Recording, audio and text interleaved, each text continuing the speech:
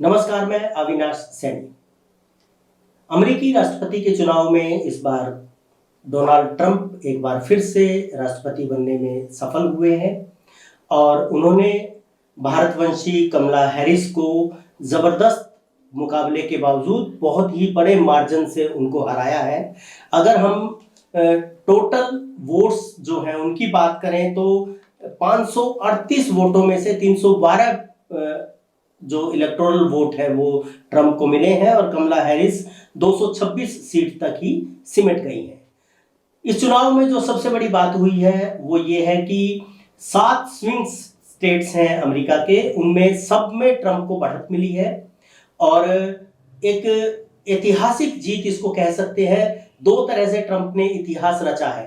पहला ये कि उन्होंने 2 बार वो राष्ट्रपति चुने गए और दोनों ही बार उन्होंने महिला जो प्रत्याशी हैं उनको हराया, और दूसरा वो 132 साल के बाद पहले ऐसे राष्ट्रपति चुने गए हैं जो 2 बार राष्ट्रपति बने लेकिन निरंतरता में राष्ट्रपति नहीं बन पाए।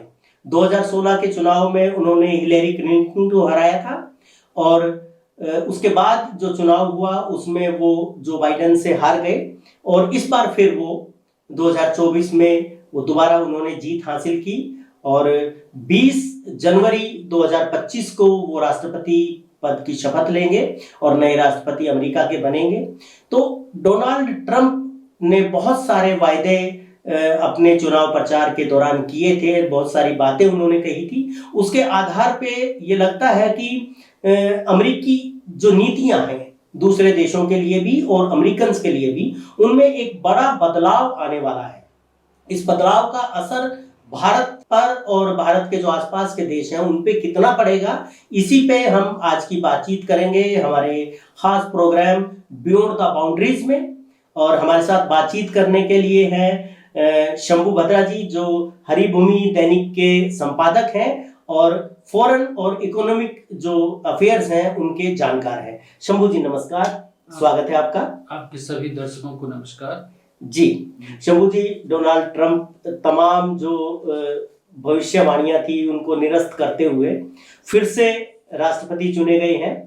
हालांकि मेन स्ट्रीम मीडिया जितना था वो लगातार ये कह रहा था कि इस बार शायद अमेरिका के इतिहास में एक नया पन्ना जुड़े और एक महिला राष्ट्रपति अमेरिका को मिले, लेकिन वो नहीं हो पाया और ट्रंप जीते और बहुत ही अच्छे मार्जिन से जीते। आमतौर पे जो पिछली बार चुनाव हुआ था उसमें बहुत समय लिया था इसको डिसाइड करने में कि कौन राष्ट्रपति होगा, लेकिन इस बार जैसे नेक्स्ट डे ही क्लियर कट मेजोरिटी उनको मिली है। तो भारत के साथ जो संबंध है अमेरिका के, सामरिक संबंध है, वो विदेश मामलों में है, तो वो ट्रेड से रिलेटेड जो रिलेशंस है उन पे क्या असर पड़ने वाला है, आपको क्या लगता है? सभी दर्शकों को नमस्कार। आपने जो भूमिका में बहुत सारी महत्वपूर्ण बातें कही हैं कि अमेरिका ने किसी भी स्थिति में इतिहास रचा है इस बार अपने चुनाव में, राष्ट्रपति के चुनाव में। इतिहास इस मायने में कि एक तो आपने बताया कि ट्रंप जो है वो 134 साल में ऐसे पहले राष्ट्रपति बने हैं अमेरिकन इतिहास में जो कि एक टर्म जीतने के बाद अगला टर्म हार जाते हैं और फिर अगले बार फिर वापसी उनकी होती है। और मजेदार बात है कि राष्ट्रपति का जो प्रत्याशी चयन का जो तरीका है अमेरिका में, जी, उस चयन की प्रक्रिया में भी ट्रंप बाजी मारते हैं प्रत्याशी उम्मीदवारी तय करने में। तो ये एक बड़ी बात थी और इतिहास इस मायने में कि अगर कमला हैरिस जीतती तो भी अमेरिका इतिहास रचता कि ये पहली बार एक महिला को राष्ट्रपति बनाता और हिलेरी क्लिंटन बनते बनते रह गई थी। उस बार भी डोनाल्ड ट्रंप ने उनकी राह रोकी, इस बार भी कमला हैरिस की राह रोकी। और कमला हैरिस, बात ये होती अगर भारतीय मूल की थी, अगर बनती तो दुनिया में ब्रिटेन के बाद एक अमेरिका एक महाशक्ति के तौर पे बड़ा एक होता कि भारतीय मूल के लोग वहां पे जाके टॉप पोस्ट पे पहुंचते। तो वो इतिहास बनते बनते रह गया। अब बात आते हैं ट्रंप की जो नीतियां रही हैं। जब पहली बार ट्रंप राष्ट्रपति बने तो ट्रंप ने ये देखा कि अमेरिका का जो पैसा है क्योंकि उसका बैकग्राउंड एक बिजनेसमैन की तरह से है और वो एक जो टिपिकल पॉलिटिशियन है वो नहीं है ट्रम्प। ट्रम्प उस समय में भी नया चेहरा था राजनीति में जी। और आपने देखा होगा कि 2015-16 मतलब 2010 के बाद के अगर दुनिया को आप देखें तो दुनिया में अलग अलग देश में जो शक्तिशाली नेता हुए हैं उनका बैकग्राउंड एक तो दक्षिणपंथी रहा है जी। चाहे वो जापान हो, चाहे चीन हो, चाहे ब्रिटेन हो, कहीं भी आप देखेंगे, अमेरिका हो, इवन भारत हो, तो जब आप देखेंगे कि उस दौर के बाद जो उभार है वो दक्षिणपंथी नेताओं के उभार एक तो ये पॉइंट था। जिसमें दूसरा कि ऐसे लोग राजनीति में आ रहे थे जिसका की सोशल या जिसका की टिपिकल पॉलिटिशियन स्ट्रगल का बैकग्राउंड नहीं था, सीधे राजनीति में आए और दुनिया के लेवल पे जो कॉर्पोरेट पॉलिटिक्स, कॉर्पोरेट का जो बैक में रह करके पॉलिटिशियंस को आगे बढ़ाने की जो प्रक्रिया है उस प्रक्रिया के हिस्सा में आप ट्रम्प को देखते उस वक्त जो पहली बार वो आए थे, सीधे बिजनेसमैन थे और राष्ट्रपति बने। और राष्ट्रपति बनने के बाद उन्होंने पहली बार क्या किया कि वो देखा कि जिन नीतियों की वजह से अमेरिका दुनिया में महाशक्ति बना था जी। और दुनिया के बहुत सारे देशों की नीतियां तय करने में, बहुत सारे देशों को मदद करने में, विकास करने में बहुत सारे जगह पे वो अपनी भूमिका अदा कर रहे थे, फाइनेंशियली समर्थन दे करके जी। नो डाउट उसमें उसका पीछे का अपना व्यापार भी छुपा था, लेकिन इसके बावजूद वो लोकतांत्रिक देशों को किसी न किसी रूप में दुनिया में मदद करते और जो भूमिका चाहे तो वो डायरेक्ट कर रहे थे या संयुक्त राष्ट्र संघ के द्वारा किसके जरिए कर रहे थे, क्योंकि संयुक्त राष्ट्र संघ में भी सबसे बड़ा दानदाता अमेरिका ही था। लेकिन ट्रम्प ने आकर के इन चीजों को बदलना शुरू किया, अमेरिकी संरक्षणवाद को बढ़ावा देना। ये मैं पहले कार्यकाल की बात कर रहा हूँ कि पहले कार्यकाल में उन्होंने अमेरिकन संरक्षणवाद को आगे बढ़ाया, जबकि आपको ध्यान होगा कि जब दुनिया में गेट का समझौता हुआ तो उसके पैरोकार में अमेरिका ही थे और ब्रिटेन थे। दोनों ने गेट जो बाद में WTO बना, तो ये जो मुक्त बाजार व्यवस्था थी, दुनिया के व्यापार को खोलने का जो एक कॉन्सेप्ट थी, मतलब शुरुआत थी, वो अमेरिका के जॉन एफ कैनेडी और ब्रिटेन की मार्गरेट थैचर जब प्रधानमंत्री थे तो उस वक्त का ये कॉन्सेप्ट था जिसको आकर के अमेरिकन पॉलिटिशियन ने आगे बढ़ाया था और जिसकी वजह से दुनिया में उदारीकरण हुआ, विकासशील देशों उसमें आए। लेकिन जब उसमें क्या हो रहा था कि अमेरिका या यूरोप के जो बड़े देश थे, जो अमीर देश थे, वो विकासशील देशों को मदद कर रहे थे आर्थिक रूप से और उसकी बाजार खोल रहे थे, फायदा भी ले रहे थे जी। लेकिन पहली बार ट्रम्प आए जब उनको लगा कि अमेरिका जो है दान ज्यादा कर रहा है, चैरिटी ज्यादा कर रहा है दुनिया में और अमेरिकन इकोनॉमी इससे डिस्ट्रॉयड हो रहा है, क्योंकि 2008 के मंदी का सबसे अधिक झटका अमेरिका को लगा था। 2008 की उसके कई सारे बैंक फेल हो गए, बार्कलेज और तमाम तरह के बैंक फेल, 8 से ज्यादा बैंक उसके फेल हो गए थे। इकोनॉमी बिल्कुल डाउन चली गई थी, इकोनॉमी ग्रोथ जो है वो 1% से नीचे पहुंच गई थी। अभी भी अमेरिका की इकोनॉमी ग्रोथ 3% से ऊपर नहीं पहुंच पाई है। तो कुल मिलाकर के वो एक धक्का था और उस धक्का से अमेरिका सही से उभरा नहीं था। तो जब ट्रम्प आए तो उन्होंने पहला क्या किया, अमेरिकी संरक्षणवाद को बढ़ावा दिया कि जो अमेरिकन कंपनियां हैं, जो अमेरिकन नीतियां हैं उसको बढ़ावा दिया जाए अमेरिकन। दूसरा कि वर्ल्ड लेवल पे जो आप चैरिटी कर रहे थे, चाहे वो लोकतंत्र के नाम पे चाहे और मदद के नाम पे, उस चैरिटी पे ब्लॉक लगाना शुरू कर दिया। और 2 बड़े फैसले उन्होंने उस समय में किए थे। पहला तो जो जलवायु का जो करार है, जो क्लाइमेट 2015 में क्लाइमेट चेंज पे जो करार हुआ था उसमें अमेरिका भी सिग्नेटरी था और भारत भी थे, फ्रांस भी थे और वो कायदे से उसका नेतृत्व भारत और फ्रांस कर रहा था। तो उस 2015 में हुए उस करार को 2016 में जैसे ट्रम्प आए तो पहले उन्होंने ये कहा कि अमेरिका ही क्यों विड्रॉ किया, उसने वहां से विड्रॉ किया कि हम पैसा नहीं देने वाले हैं, क्योंकि उस करार में ये बात थी कि चूंकि कार्बन उत्सर्जन में औद्योगिक देशों ने अधिक भूमिका निभाई है और विकासशील देशों को ये खामियाजा ना भुगतना पड़े कि अगर आप ग्रीन टेक्नोलॉजी लेके आएंगे, तो भारत, चीन जैसे ऐसे देश थे जहाँ की अभी डेवलपिंग स्टेज में इंडस्ट्री है और आपको जैविक ईंधन चाहिए, तो इसलिए आप जो है सो उसको तुरंत रिप्लेस नहीं कर सकते हैं। धीरे धीरे अगर आप रिप्लेस करेंगे तो इसके लिए अमेरिका जैसे जो विकसित देश है उसको आर्थिक रूप से कंपनसेशन करना चाहिए और दुनिया के लेवल पर एक फंड बने, एक कोष बने, जिस कोष में अमेरिका योगदान करे और कंट्री भी जो विकसित देश है जिसने इंडस्ट्रियलाइजेशन का अधिक फायदा उठाया है वो वहां पे पैसा दे और वो एक 100 अरब डॉलर से ज्यादा का वो फंड है जिसपे कि तो उसमें ट्रंप ने बैक किया कि हम नहीं देंगे और वहां से कहा कि हम चैरिटी नहीं करने वाले हैं। दूसरा जो बड़ा एग्जाम्पल है कि पाकिस्तान को लगातार अमेरिका मदद कर रहा था इसलिए कि अफगानिस्तान या वहां पे जितने भी आतंकवादी पॉकेट्स थे उससे लड़ने के लिए वो पाकिस्तान को फंड दे रहे थे। लेकिन पाकिस्तान उसके साथ लगातार चीट कर रहा था कि उसी का पैसा लेकर के आतंकवाद के पॉकेट्स को और बढ़ा रहे, चाहे वो इंडिया के खिलाफ हो चाहे वो अफगानिस्तान के खिलाफ हो, लेकिन दोनों पड़ोसी को परेशान करने के लिए अपने आतंकवाद के रूट को बढ़ा रहे थे अमेरिकन पैसे से।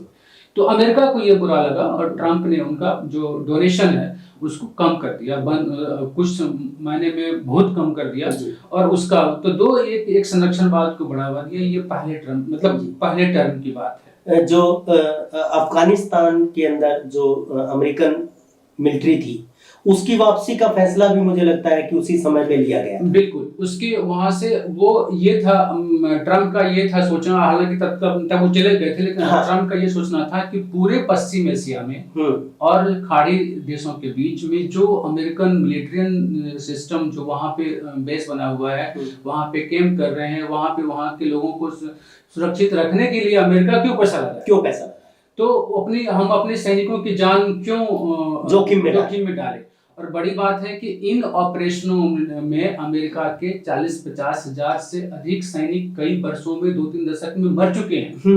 तो बड़ा आंदोलन अमेरिका में हुआ था। इसको लेके अमेरिका में आंदोलन हुआ कि आप तो सैनिक भेज देते हैं चैरिटी के नाम पे, लोकतंत्र के नाम पे और शांति के नाम पे, लेकिन उसमें हो क्या रहा है कि जो काम संयुक्त राष्ट्र संघ के शांति सैनिक को करना चाहिए कि जिस शांति सैनिक में दुनिया के तमाम देशों के सैनिक काम करते हैं तो उसमें सभी देशों का मिला जुला रहता है सैनिक, वो काम अमेरिका सिर्फ अपने छोटे मोटे फायदे के लिए आप वहां पे ताकि आपको मिलिट्री बेस मिल जाए इसलिए आप मदद कर रहे थे और तालिबान जैसी जगह पे, और लास्ट में क्या हुआ कि आप वहां से सैनिक हटाने का फैसला किए, लेकिन फैसला किए तो किस आधार पे, ये एक बड़ी बात है कि जो बाइडेन की सरकार ने वहां पे उसको इम्प्लीमेंट किया बाइडेन के फैसले को, तो आपने किस कीमत पे आपने वहां से सैनिक हटाए कि वापस एक चुनी हुई सरकार से सत्ता लेकर के आपने एक उसी आतंकवाद के ग्रुप को आपने सत्ता सौंपी जिसके खिलाफ आप वहां खड़े थे। बिल्कुल। और किस तरह से जहाज पे आप अपना लेके भागे, जहाज भी छोड़ के भागे हैं और सैनिकों को लेके वहां से आप निकाले हैं और उसको आपने प्रशासन करने के लिए छोड़ दिया।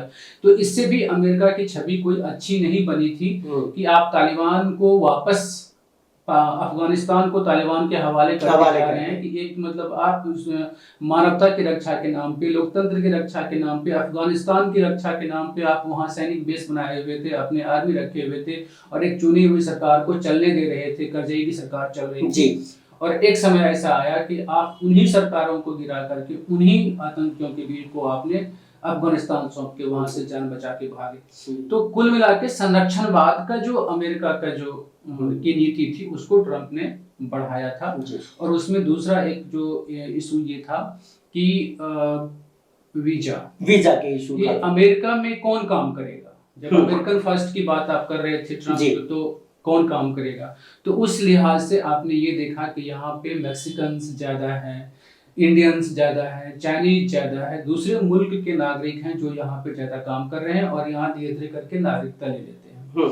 तो आपने उसको रोकने का काम किया और सबसे पहला अटैक आपने ये कहा कि हम मैक्सिको में दीवार बनाएंगे और मैक्सिकन चूंकि सीमा आपकी लगती जलती है, जैसे भारत पाकिस्तान की सीमा है वैसे अमेरिका और मैक्सिको की सीमा है, तो आपने मैक्सिकन्स को रोकने के लिए दीवार बनाने का ऐलान किया, जो कि पहले टर्म में आप कर नहीं पाए और दुनिया भर में इसकी आलोचना भी हुई इस नीति की।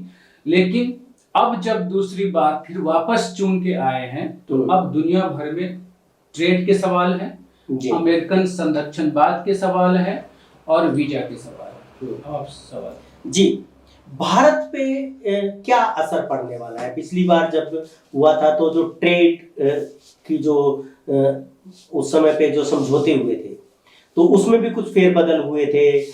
जैसे अमेरिका ने बहुत सारी चीज़ें अपने देश में मंगवाने के लिए या वहाँ के लोगों की चीज़ें जो हैं उनकी कंजप्शन बढ़े, इसके लिए शुल्क बढ़ाया था। कुछ इस तरह की चीज़ें इस बार क्या लगता है कि भारत पे क्या असर पड़ने वाला है व्यापार को लेके? अब हम बात करते हैं अमेरिका की, जैसे कि ट्रम्प की वापसी हुई है और ट्रम्प जब 20 जनवरी 2025 को सत्ता संभालेंगे अमेरिका की, तो भारत के साथ जो संबंध है पहले से अमेरिका के संबंध भारत के मजबूत हैं। वो आज से नहीं है, मनमोहन सिंह के समय से हैं, जब परमाणु करार पे भारत ने हस्ताक्षर किया था अमेरिका के साथ। और भारत पहला ऐसा देश था जो एनपीटी पे साइन किए बिना अमेरिका के साथ परमाणु समझौता किया था। और उसी परमाणु समझौते के बाद भारत ने ऑस्ट्रेलिया से भी परमाणु समझौता किया था। जो आपके तमिलनाडु में परमाणु बिजली का जो काम चल रहा है, जिसमें टेक्नोलॉजी और तमाम तरह का जो सपोर्ट है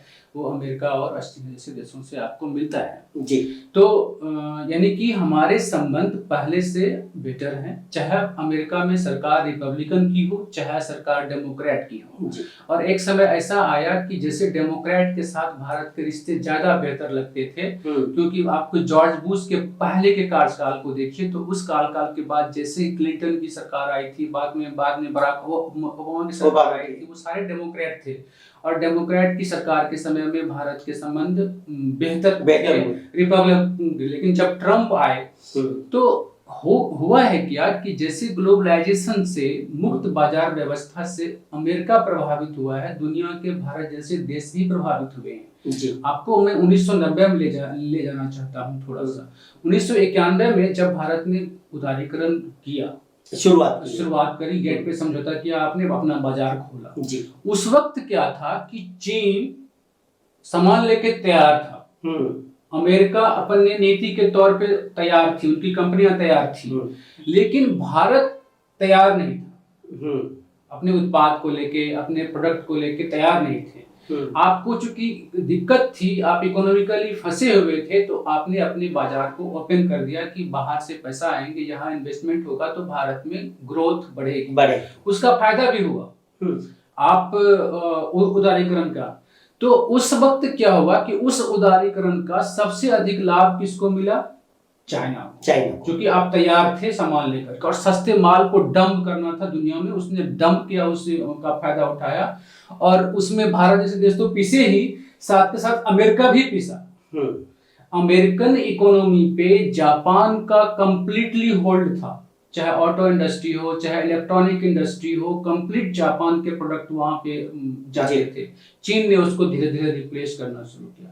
तो जब ट्रम्प आए तो अमेरिका को लगा कि हम अपने उदारीकरण की नीति की वजह से हमारे अमेरिकन सफर कर रहे हैं, तो उन्होंने संरक्षणवाद बोलना शुरू किया, जिसका कि भारत और चीन जैसे देशों ने कड़ा विरोध किया। तो ट्रम्प के पहले काल में भी भारत और मोदी के सरकार के साथ रिलेशन थोड़े मजबूत हुए, खास करके जो मोदी का अमेरिका जाना और ट्रम्प के हित में प्रचार या उसको करके वो भी यहाँ पे आए, वो भी यहाँ आए और यहाँ भी अहमदाबाद में रोड शो किया। तो ये सब हालांकि उचित नहीं था। एक चूंकि आप सरकार है, भारत के संबंध अमेरिका से है, ना कि उसकी राजनीतिक पार्टियों से है जी। किसी की भी सरकार हो भारत के संबंध। तो ट्रम्प के समय में नो डाउट भारत के संबंध और मजबूत होंगे, भारत का जो ट्रेड रिलेशन है वो मजबूत होगा। और बड़ी बात ये है कि एशिया में हिंद प्रशांत का जो इशू है जी, जिसमें कि स्वतंत्र आवाजाही की बात है कि 55% जो व्यापार है दुनिया का वो कहाँ से हो रहा है, तो वो हो रहा है हिंद प्रशांत के रास्ते से जी, जल मार्ग से हो रहा है 55% में। अब दो चीज आपको यहाँ पे समझना होगा कि भारत को अमेरिका की ज्यादा जरूरत क्यों है, अमेरिका को भारत की जरूरत क्यों है जी। तो दो चीज है, एक तो हिंद प्रशांत में बहुत सारे समुद्री इलाका भारत के सुरक्षित उसमें है, जोन में है, रेंज में है। हिंद महासागर में कंप्लीट भारत की पनडुब्बियां, भारत के नौसैनिक, भारत के उस पर पूरा कंट्रोल है जी। और भारत उसमें स्ट्रांगली है। और चूंकि दक्षिण चीन सागर एक रास्ते का एक एरिया है हिंद प्रशांत महासागर में, जिसको कि चाइना अपना बताता है। और चूंकि दक्षिण चीन सागर में, साउथ एशिया चाइना सी में उन्होंने अपना मिलिट्री बेस बना दिया है वहां पे। तो व्यापार की जो इंटरनेशनल नियम है, इंटरनेशनल नियम ये है कि समुद्र पे स्वतंत्र आवाजाही होगी, कोई किसी देश के हिस्सा अपना उस पर क्लेम नहीं करेगा जी। तो ये जो बात है, तो सवाल उठा था कि चीन इसलिए उस वहां पे कि चूंकि दक्षिण चीन सागर नाम है, उसमें चीन लगा हुआ है। जैसे भारत का हिस्सा था अक्साई चीन, और आपने उस पर कहा कि नहीं ये हमारा है क्योंकि इसमें चीन लगा हुआ है। तो इसी तरह से तब इंटरनेशनल कोर्ट में ये सवाल उठा था कि भारत के नाम से भी हिंद महासागर है, तो क्या हिंद महासागर की भारत कब्जा कर ले, क्या मैक्सिकन सागर पे फिर मैक्सिको कब्जा कर ले। तो नाम से तो जाएगा तो वो नहीं होगा। तो चीन को रोकने के लिए अमेरिका को भारत जैसे मजबूत देश चाहिए।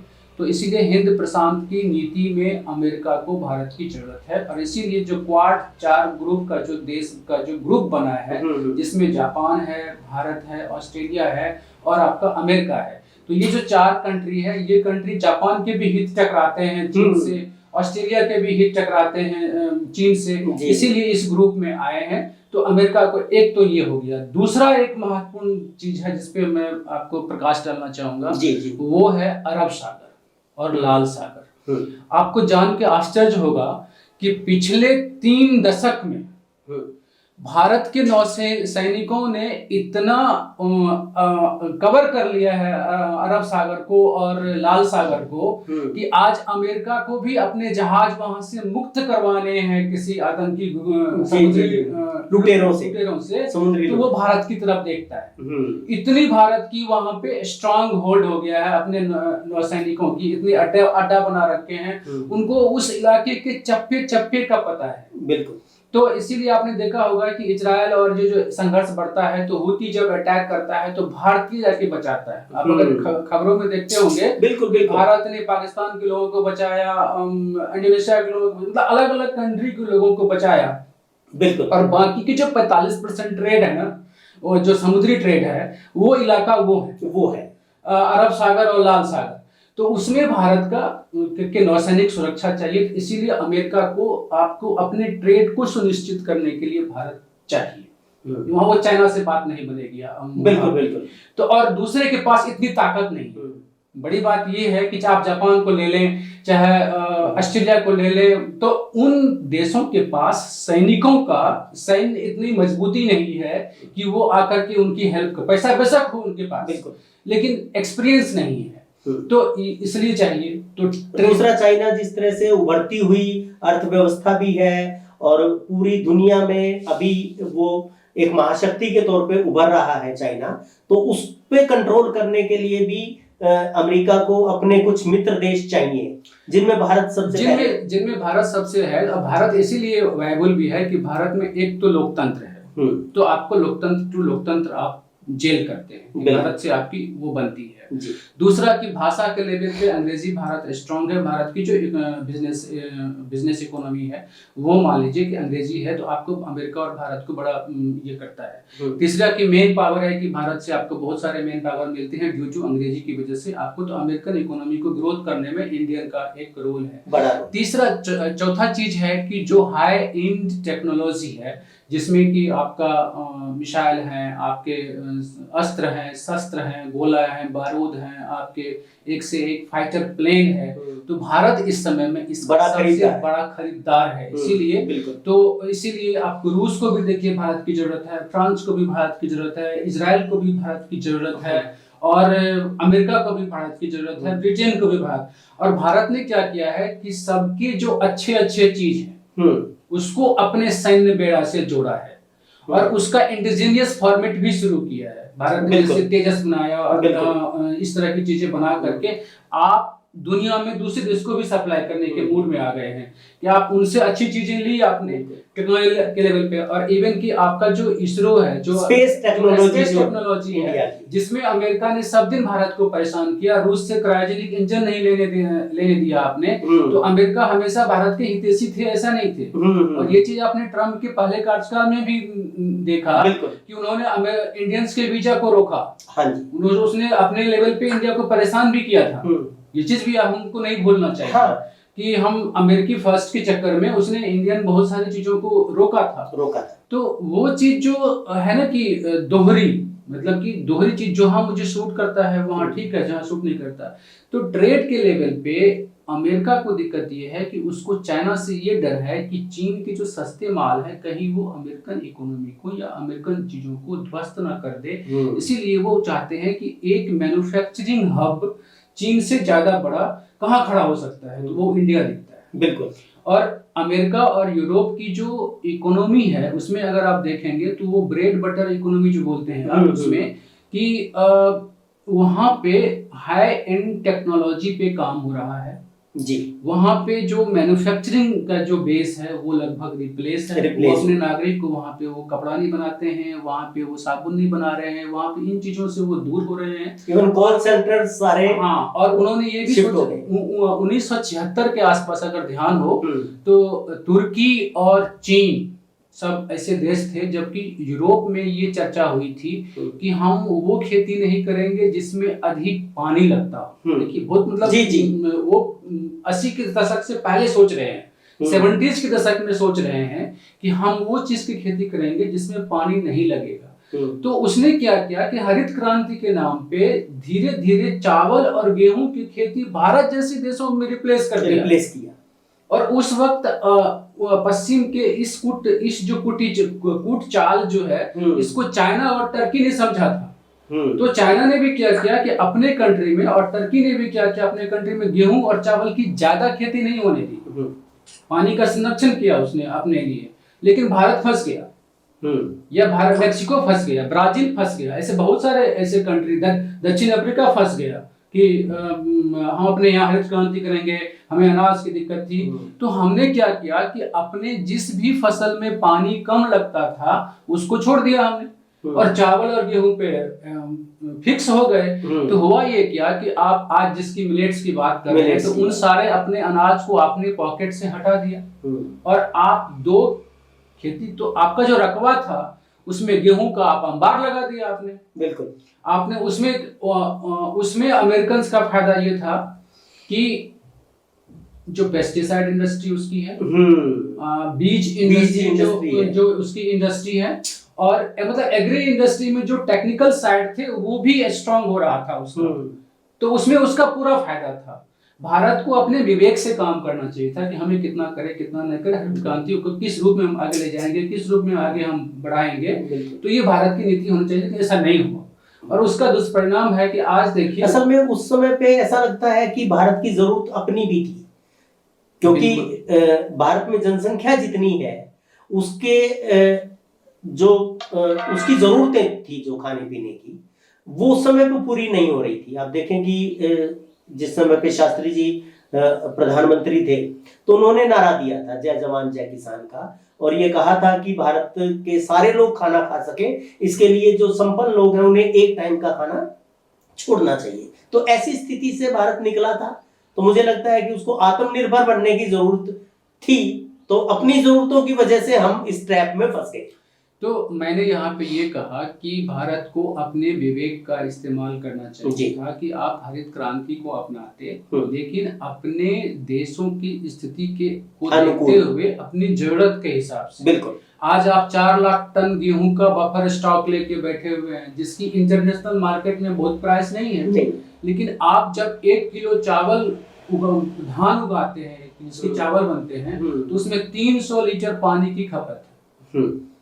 तो उस अमेरिका ने सोचा कि हम चावल खरीद लेंगे इंडिया से, चीन ने सोचा कि हम आप दुनिया भर को चावल दे रहे हैं, दुनिया भर को गेहूं दे रहे हैं, लेकिन उसकी प्राइसिंग क्या है? बिल्कुल। आप लाखों टन चावल और गेहूं बेच करके हजारों टन कुछ सामान आप दाल मंगा रहे हैं। ये तो बिल्कुल, ये जो बिल्कुल। रिप्लेसमेंट है कि भारत को पास देखिए, भारत एक ऐसा देश है जिसके पास कृषि में बहुत सारे विविधताएं हैं। आपके पास मैदानी इलाका है, आपके पास गहरा इलाका है, आपके पास पहाड़ी इलाका है, आपके पास पठारी इलाका है। तो आपके अपने फसल चक्र में आपको दाल के लिए तो हम अब पहले आत्मनिर्भर थे, बिल्कुल। अब हम सबसे बड़े आयातक हो गए। तेल पे हम आत्मनिर्भर थे, तेल के हम सबसे बड़े आयातक हो गए। और इवन कि हम पाम ऑयल खा रहे हैं सरसों की बजाय। बिल्कुल। तो कहने का मतलब ये टैक्टिकली भारत ने अपने विवेक का इस्तेमाल नहीं किया और आप इंटरनेशनल ट्रैप में फंस गए। वो अमेरिका ने फायदा उठाया उसका। अमेरिकन इकोनॉमी इस आधार पे आगे बढ़ी। और अब जब ट्रंप दोबारा सत्ता में आए हैं तो ट्रेड रिलेशन जो है भारत और अमेरिका के बढ़ेंगे। चाइना से को भारत को इसका लाभ उठाना चाहिए अपने इंडस्ट्री को। भारत अब 1991 के दौर में नहीं है। भारत अब 2024 के दौर में है, जहां पर कि आत्मनिर्भर भारत का नारा है, जहां पर मेक इन इंडिया का नारा है। टेक्नोलॉजी के मामले में हम बहुत ज्यादा आगे बढ़े हैं। और मैन्युफैक्चरिंग, आपके अपने मैन्युफैक्चरिंग बेस को आप स्ट्रॉन्ग, आप देखिए चाइना से बहिष्कार के बाद भी जब मोदी की सरकार आई केंद्र में और जब गलवान की घटना घटी 2020 में, तो आपने कहा कि हम चीन का बहिष्कार करो। और संघ की तरफ से सबसे अधिक आवाज आई कि चीन के सामानों का, चीन के आयात का बहिष्कार करो। लेकिन 2024 में जब आप आंकड़ा देखेंगे तो आज भी जो व्यापार घाटा है वो चीन के पक्ष में है। भारत और चीन के बीच में अगर 130 डॉलर की, आप 130 अरब डॉलर का कारोबार चल रहा है, तो आप $100 चीन से आयात कर रहे हैं, मात्र 30 अरब डॉलर आप उसको निर्यात कर रहे हैं। तो आपका जो व्यापार घाटा है वो 100 अरब डॉलर के मतलब रेंज में है। तो समझिए कि आप कितना, इतना विरोध के बाद भी चीन से आयात पे कितना निर्भर है आप। निर्भर है, क्योंकि आप अगर वो आयात बंद कर देंगे तो आपकी जो फार्मा इंडस्ट्री है जी, आपकी जो और जहाँ की रॉ मटेरियल की आपको जरूरत है वो इंडस्ट्री आपकी ठप हो जाएगी। तो भारत को चाहिए कि भैया आप अपने रॉ मटेरियल की इंडस्ट्री को भी आप डेवलप करो, तभी आप मैन्युफैक्चरिंग की ताकत बनेगा। और इसमें अमेरिका से आप हेल्प ले सकते हैं टेक्नोलॉजी वाइज। डिजिटल टेक्नोलॉजी में आप आगे कर रहे हैं, हाइड्रोजन टेक्नोलॉजी है जहां आपको एनर्जी के लेवल पे आना है, तो वो एक चीज है जहां पे आप अमेरिका से हेल्प ले सकते हैं। और जो जियो पॉलिटिक्स है दुनिया की जी, जिसमें एक तरफ रूस है, आपको चीन को रोकना है, आपको पाकिस्तान को रोकना है, मतलब इंडिया के लिए जी, तो आपको एक आवाज चाहिए, अमेरिकन आवाज, जो यूएन में भी आपको स्ट्रांग रहे जी। यूरोप को भी शांत करना है तो वहां भी अमेरिका का आपके पास एक साथ हो कि आप वहां पे यूज कर सकते हैं। पश्चिम एशिया में आपके संबंध को बढ़ाना है तो वहां भी आपको चाहिए। और इजराइल से आप जैसे दोस्ती बढ़ा रहे हैं तो आपको ये वहां पे अमेरिकन आपको हेल्प करेंगे। तो आपको क्या लगता है कि ट्रंप के आने के बाद ये आवाज और मजबूत होगी? भारत का जो ग्लोबल प्रेजेंस है वो बढ़ेगा।